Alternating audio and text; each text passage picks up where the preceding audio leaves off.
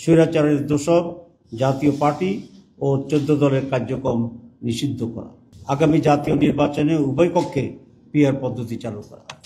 অবাধ, সুষ্ঠু ও গ্রহণযোগ্য নির্বাচনের লক্ষ্যে সকলের জন্য লেভেল প্লেইং ফিল্ড নিশ্চিত। ফ্যাসিস্ট সরকারের সকল জুলুম, নির্যাতন, গণহত্যা ও দুর্নীতির বিচার দৃশ্যমান করা। জুলাই জাতীয় সনদের ভিত্তিতে আগামী ফেব্রুয়ারিতে নির্বাচন আয়োজন করা। বাংলাদেশ জামাত ইসলামী আয়োজিত সংবাদ সম্মেলন। প্রিয় সাংবাদিক বন্ধুগণ, আসসালামু আলাইকুম ওয়া রাহমাতুল্লাহি ওয়া বারাকাতুহু। দেশের এক গুরুত্বপূর্ণ সময়ে আজ আমরা আপনাদের সামনে উপস্থিত হয়েছি। বর্তমানে বাংলাদেশ একটি রাজনৈতিক সংকটের মধ্যে দিয়ে সামনে অগ্রসর হচ্ছে। 2024 সালের জুলাই আগস্টের সফল গণঅভ্যুত্থানের পর স্বৈরাচার শেখ হাসিনা পদত্যাগ করে দেশ ছেড়ে পালিয়ে যায়। দেশের প্রশাসনিক কাঠামো ভেঙে পড়ে। দেশে কোনো সরকার না থাকায় সাংবিধানিক শূন্যতার সৃষ্টি হয়। সংবিধানের অনেক বিধানাবলী অকার্যকর হয়ে পড়ে। এমনি পরিস্থিতিতে জনগণের অভিপ্রায়ের পরম অভিব্যক্তি ও জাতীয় ঐক্যমতের ভিত্তিতে অন্তর্বর্তী সরকার গঠিত হয়। এই সরকারের বৈধতার উৎস এবং ভিত্তি হচ্ছে সংবিধানের অনুচ্ছেদ 7 বর্ণিত বিধানের জনগণের অভিপ্রায়। প্রিয় সাংবাদিক বন্ধুগণ, সংবিধানের ত্রুটি ও রাষ্ট্রের কাঠামোগত অব্যবস্থার সুযোগে কর্তৃত্ববাদী শাসন, ভিন্নমত দমন, দুর্নীতি ও দলীয়করণের ফলে গোটা দেশ অকার্যকর হয়ে পড়ে। সাংবিধানিক প্রতিষ্ঠানসমূহ ধ্বংস হয়ে যায়। ফলে রাষ্ট্রের সব বিভাগের সংস্কার অপরিহার্য হয়ে ওঠে। অন্তর্বর্তী সরকার দায়িত্ব গ্রহণের পর রাষ্ট্রের প্রয়োজনকে সামনে রেখে জনগণের প্রত্যাশা পূরণের লক্ষ্যে গণহত্যার বিচার, রাষ্ট্র সংস্কার ও স্বৈরাচার ফিরে আসার সকল পথ রুদ্ধ করার প্রত্যয় নিয়ে কাজ শুরু করে গঠিত হয় বিভিন্ন সংস্কার কমিশন। কমিশনগুলোর সুপারিশের ভিত্তিতে জাতীয় ঐক্যমত্য কমিশন 166টি প্রস্তাবের ভিত্তিতে রাজনৈতিক দলসমূহের সাথে আলোচনায় মিলিত হন। দীর্ঘ আলোচনার পর 84 প্রস্তাব সিদ্ধান্ত আকারে গৃহীত হয়। অনেকগুলো প্রস্তাবের সাথে 2-1টি রাজনৈতিক দল ভিন্নমত পোষণ করায় অনেকগুলো গুরুত্বপূর্ণ সিদ্ধান্ত গ্রহণ করা সম্ভব হয়নি। প্রিয় সাংবাদিক বন্ধুগণ, সরকার ইতিমধ্যে জুলাই জাতীয় ঘোষণা ও জুলাই জাতীয় সনদ প্রস্তুত করেছে। একটি বৃহৎ রাজনৈতিক দল হিসেবে বাংলাদেশ জামাত ইসলামী জুলাই জাতীয় ঘোষণা ও জুলাই জাতীয় সনদের প্রয়োজনীয় সংশোধনী সহ তাদের পরামর্শ সরকারের নিকট উপস্থাপন করে। জামাত ইসলামী বরাবরই জুলাই জাতীয় সনদকে আইনগত ভিত্তি দেওয়ার বিষয়ে জোরালো ভূমিকা পালন করে আসছে। জাতির ক্রান্তি লগ্নে ডক্ট্রিন অব নেসেসিটি হিসাবে অতীতের বিভিন্ন নজির ও উদাহরণ তুলে ধরে জুলাই জাতীয় সনদের আইনগত ভিত্তির বিষয়ে জামাত ইসলামী বারবার তার সিদ্ধান্ত অবস্থান ব্যক্ত করে আসছে।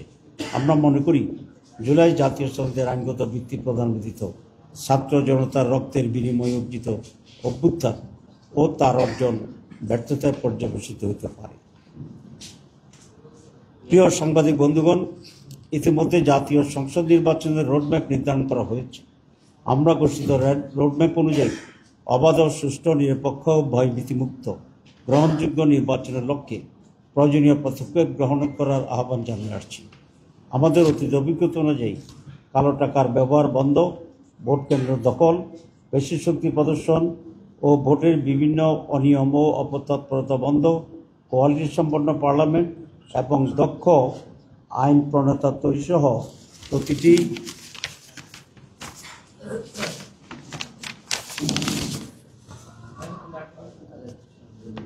প্রতিটি ভোটারের মূল্যায়নের লক্ষ্যে পিআর পদ্ধতিতে নির্বাচনের জন্য জোর দাবি জানিয়ে আসছি। বাংলাদেশের অধিকাংশ রাজনৈতিক দল, বুদ্ধিজীবী, সাংবাদিক, কলামিস্ট, লেখক, গবেষক, শিক্ষাবিদ ও নানা শ্রেণী পেশার মানুষ পিআর পদ্ধতিতে নির্বাচনের দাবির সাথে একমত পোষণ করেছে। প্রিয় সাংবাদিক বন্ধুগণ, আমরা লক্ষ্য করছি জনগণের দাবিসমূহ কার্যকর করার কোনো পদক্ষেপ গ্রহণ করা হচ্ছে না। এমন অবস্থায় জনগণের দাবি আদায়ের জন্য গণ আন্দোলনের কোনো বিকল্প নেই।